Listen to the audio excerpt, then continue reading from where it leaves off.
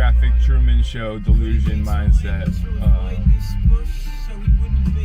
Basically, whatever I'm trying to think about or understand,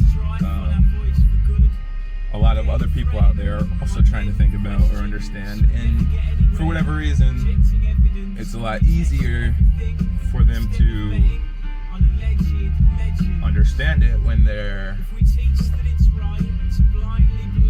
I don't know, tuned into my wavelength, so to speak. And I guess you have to be a certain amount of close for that to be possible.